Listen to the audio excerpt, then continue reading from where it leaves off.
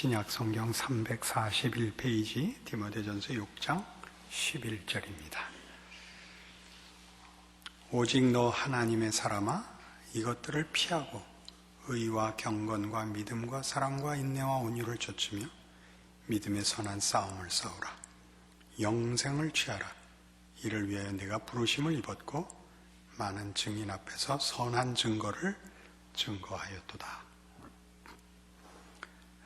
크게 두 가지로 이제 나누어서 생각할 것인데, 우선 사도 바울이 디모데에게 목회자로서 그에게 맡겨진 하나님이 피로 값주어 산 하나님의 교회를 어떻게 인도하며 그 영혼들을 제대로 은혜로 채울 것인가 하는 이제 적극적인 권면이죠. 그것은 무엇과 대비되느냐 하면 이것들을 피하고 이죠. 이것들이란 그 앞에 있었던 예를 들면 3절 이하의 말씀이죠. 6장 3절 이하 누구든지 다른 교훈을 하는 것. 그리고 4절 교만하여 아무것도 알지 못하고 변론과 언쟁을 좋아하는 자로 투기와 분쟁과 회방과 악한 생각이 나고 마음이 부패해지고 진리를 잃어버려 경건을 이익의 재료로 생각하는 자들의 다툼.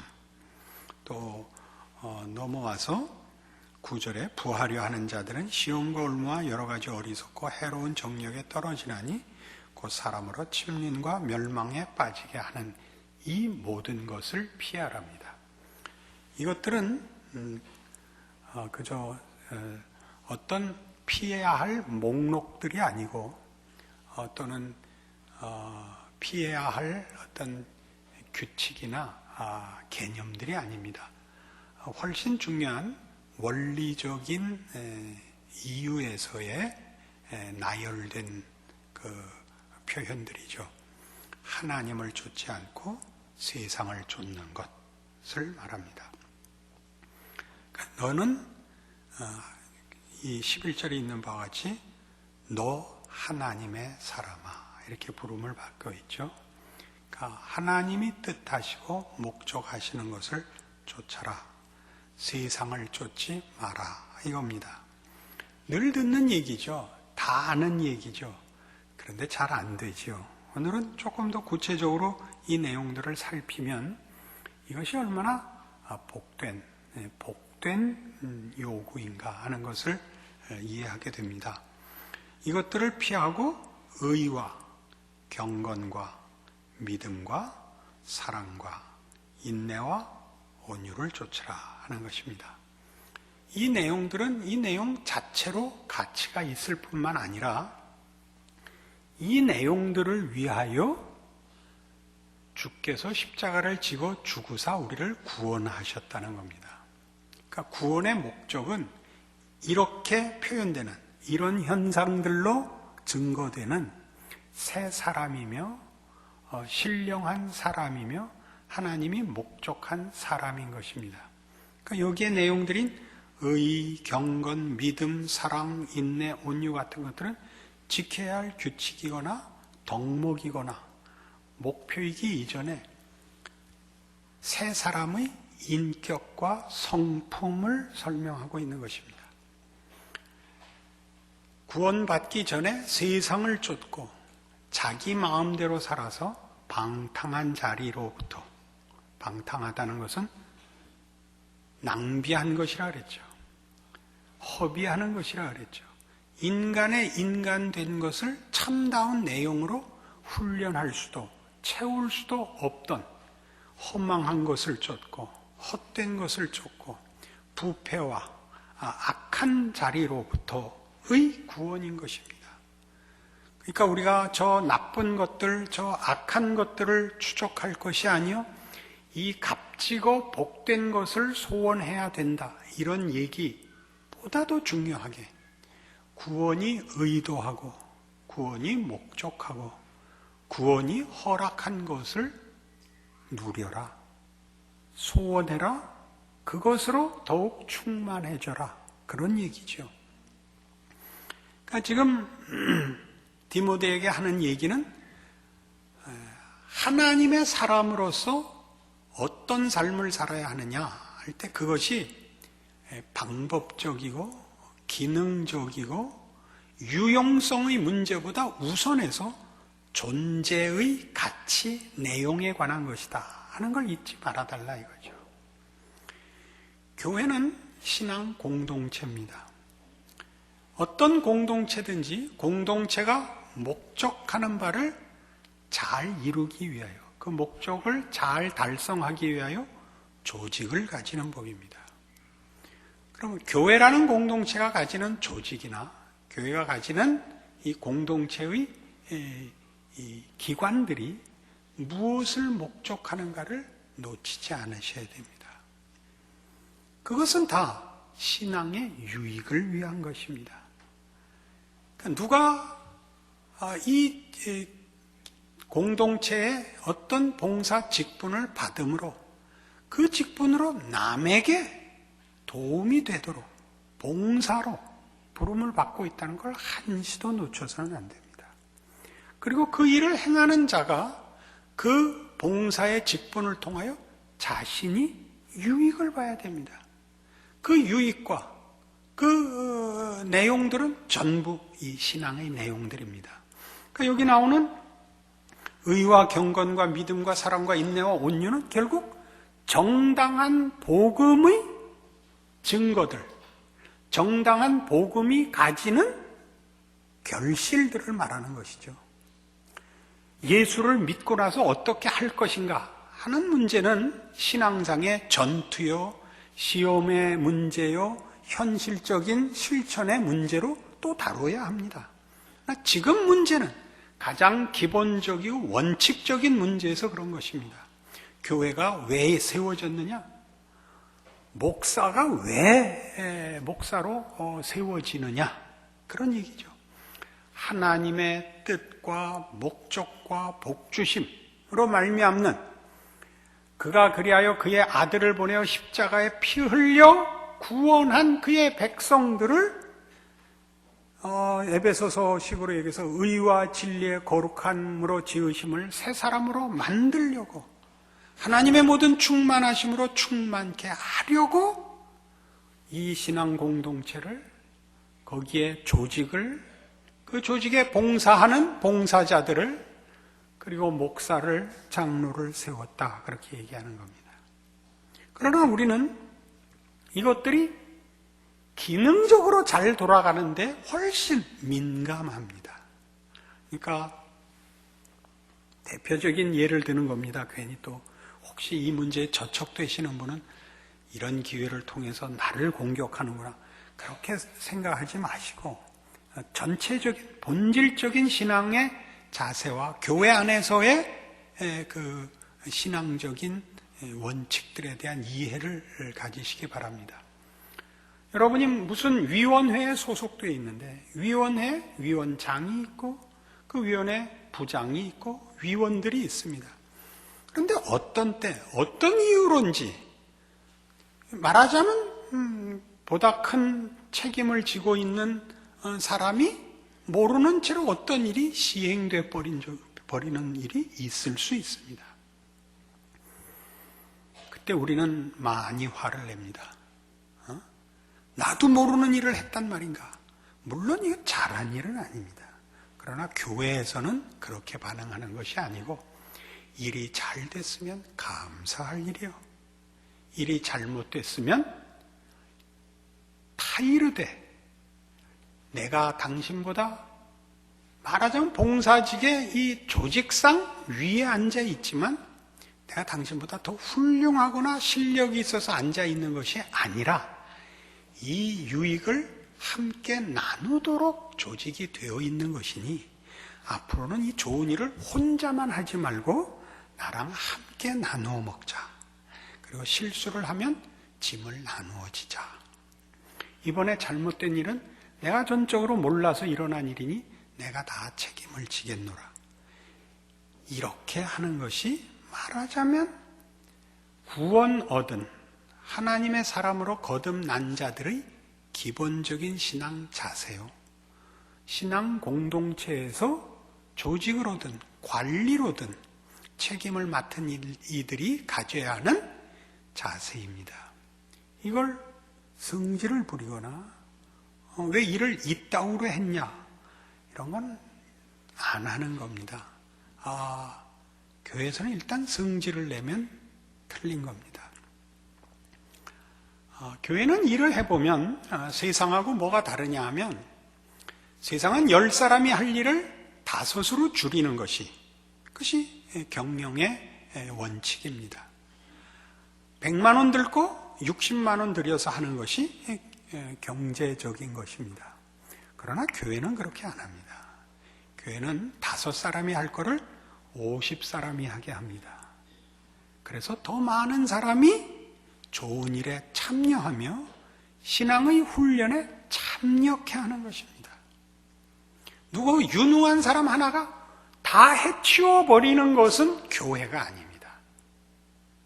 모두의 얘기를 듣고 모두가 항복하도록 돌아가는 것이 신앙입니다. 그러니까 여기 뭐가 쫓아나오냐면 인내와 온유가 쫓아나오는 겁니다.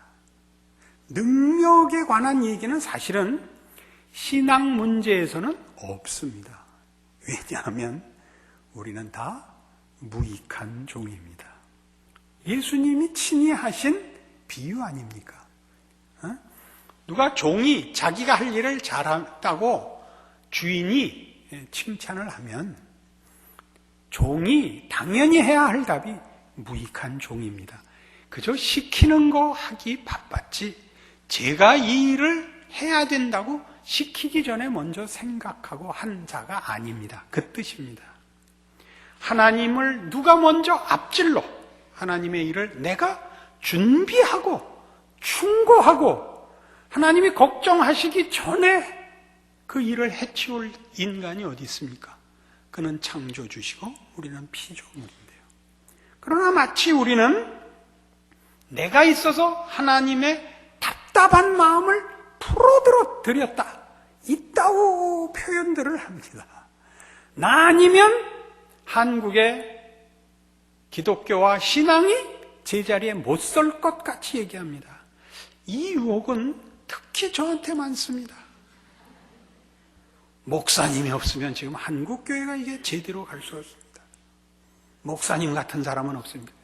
이게 우리 모두가 가지는, 물론 본인이 의도하지 않고 본인이 잘못된 딴 마음을 갖지 않고도 하는 우리의 본성적인 실수입니다. 세례 요한이 회개하라 천국이 가까웠느니라. 바리새인들이 나와서 이 친구가 뭐하는 친구인가 하고 이렇게 이제 말하자면 비판의 눈으로 보자 세례 요한이 이런 유명한 말을 했습니다. 독사의 자식들아, 누가 너희로 회개하여 임박한 진노를 피하라 하더냐? 너희가 속으로 아브라함의 자손이라고 자랑하지 마라 하면서 하나님이 능히 이 돌들로도 아브라함의 자손이 되게 하시리라. 이 말을 이해하시겠습니까? 우린 돌이었던 겁니다.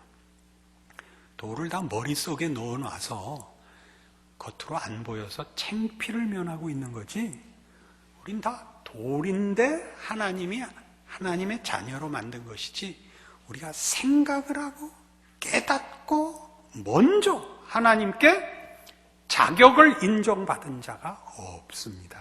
이 점 결단코 잊지 않아야 되는 겁니다. 교회에 어려움이 있다, 문제가 있다, 그건 너무나 당연한 것입니다. 왜요? 하나님 앞에 은혜를 구하라는 것입니다. 우리는 교회에 문제가 생기고 어려움이 생기면 네가 잘못해서 그래, 네가 잘못해서 그래, 네가 잘못해서 그래, 이렇게 하면 되는데 이렇게 하면 되는데, 아니요, 교회 안에는 그렇게 해서 풀리는 것이 없습니다. 왜요?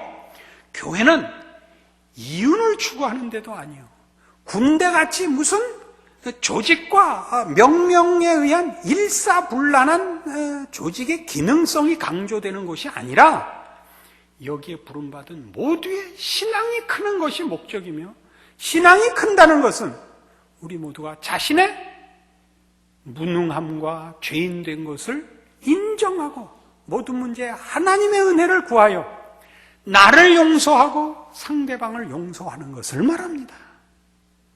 여기에서 벗어나는 것은 전부 다 신앙상으로는 낙제점들인 것입니다.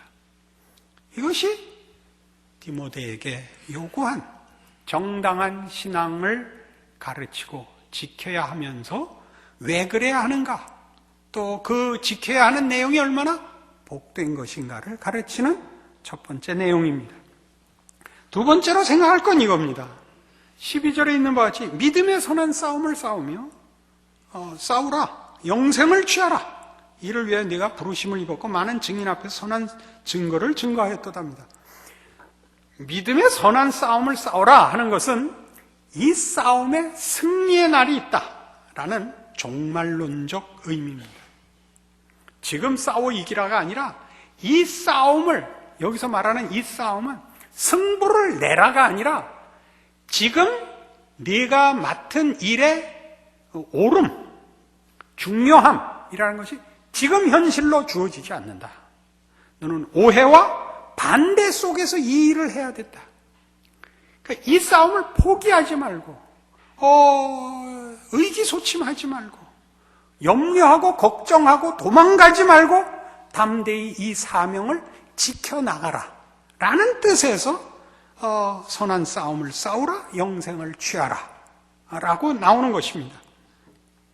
그러니까 이 말은 무슨 문제가 되느냐 하면 디모데에게 올바른 목회를 해야 되는 것, 그 목회의 내용들, 그것이 예수 그리스도 안에서 구원받은 자에게 허락된 하나님의 백성이 가지는, 구원받은 자가 가지는 참다운 인격이요 성품이며 동시에 그 일을 위하여 우리가 부름을 받았다는 것을 가르치고 있는데, 이 일을 위하여 부름을 받았다는 이 일은 이 일이 우리에 의해서 좌우된다는 뜻이 아니라 하나님이 이것을 목적하시고 이루시고야 말 결과로 작정하셨기 때문에 너를 세웠느니라, 그런 뜻입니다. 디모데, 네가 없어도 이 일은 일어날 일이다 이거죠. 하나님이 이 일을 꼭 이루시려고 그 아들을 십자가에 못 박았다. 우린 그건 다 이해합니다. 바로 그 하나님의 작정과 변함없으신 의지, 신실하심이 교회를 세우고 계시고 목자를 세우며 교회 안에 봉사자들을 세우고 있는 것이다. 이렇게 가르치는 겁니다. 우리가 실패한다고 하나님이 실패하지 않습니다. 우리가 잘한다고 하나님이 영광 받으시고 우리에게 잘했다고 하겠지만 우리가 잘하는 것은 사실 없습니다. 우리가 잘하는 것은 자신의 복일 뿐입니다. 우리가 잘함으로써 하나님의 일이 더 잘 증거되고 더 많이 결실한다고 생각하시는 것은 잘못된 생각입니다. 설교를 잘하는 것이 하나님이 간섭하시고 은혜를 베푸셔야 되는 일이듯이 듣는 사람에게 하나님이 은혜를 베푸시지 않으면 그것은 무슨 소리인지 모를 소리가 되고 맙니다. 설교를 열심히 하고 은혜를 받고 하나님의 이 무한하신 은혜와 긍휼과 자비와 복주심에 참여하는 것은 설교자의 기쁨이며 자랑입니다. 그러면 성도들은 하나님께서 누구를 세워서라도, 누가 없으면 돌멩이를 쌓아서라도, 오늘은 순 돌 얘기예요. 그렇게 해서라도 기어코 하나님이 우리를 향하여 가지신 그의 은혜와 구원과 사랑과 복을 베푸시고야 말고 충만하게 하시고 승리케 하실 것이다 를 확인하는 기쁨과 감격과 자랑이 있어야 합니다.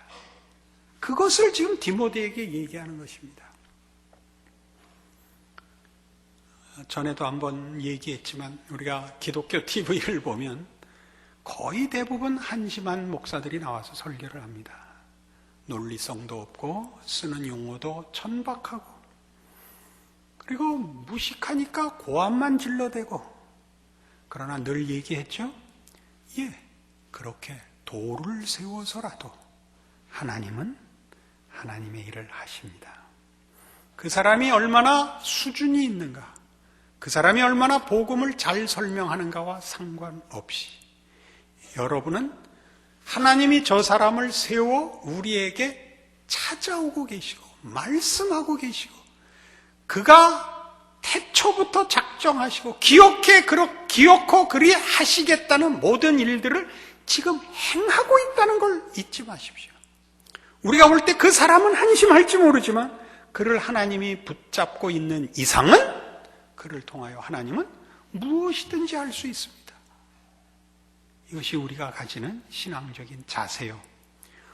제사장으로서 우리가 세상 앞에서 가지는 책임이요, 자부심이요, 믿음이어야 합니다.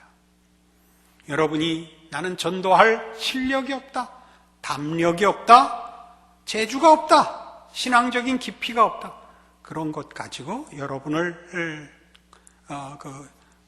과소평가하시거나 신자로서의 책임 있는 일에서 도망가게 한다면 거꾸로 사람이 가진 재주가 이유가 되고 원인이 된다가 되고, 그렇게 될 때 우리는 하나님의 은혜가 들어갈 자리를 빼버리는 것이 되고, 하나님의 개입을 제외시키면 그건 기독교가 아닙니다. 우리 모두에게 잘난 사람도 없고 못난 사람도 없습니다. 우리는 하나님이 그의 기가 막힌 은혜와 능력으로 예수 안에서 불러 하나님의 사람으로 삼은 특권과 은혜와 십자가로 말미암는 하나님의 자녀라는 지위를 갖고 있는, 모두에게 대등하고 공평한 복과 권리를 가지고 있습니다. 이 사실을 명심하셔서 여러분 스스로의 신앙과 우리 신앙 공동체 안에서 한 교회에서 한 식구된 믿음의 식구들과의 관계에서의 책임 있고 성경에서 요구하는 신자로서의 역할과 세상 앞에서 하나님이 여러분을 통해서만 하나님이 그의 은혜와 기적을 나누시는 손길로 여러분을 쓰고 있다는 사실을 기억하는 그 감격과 그 자랑과 복된 책임으로 무장하시는 여러분의 생애가 되기를 바랍니다. 기도하십시다. 하나님 아버지의 은혜를 감사합니다. 하나님의 자녀라는 이름이 가지는 너무나 큰 특권들, 그 자랑들, 그리고 실패할 수 없는 하나님의 작정, 이 귀한 일에 부름받은 인생이요 존재인 것 놓치지 않는 우리 되게 하셔서 우리로 하여금 우리의 삶의 어느 장소, 어느 경우, 어느 형편에서든지 우리가 하나님의 손길인 것을 기억하는 복된 믿음의 충성과 인내와 온유와 승리가 있는 우리의 여생 되게 하여 주시옵소서. 예수님 이름으로 기도합니다. 아멘.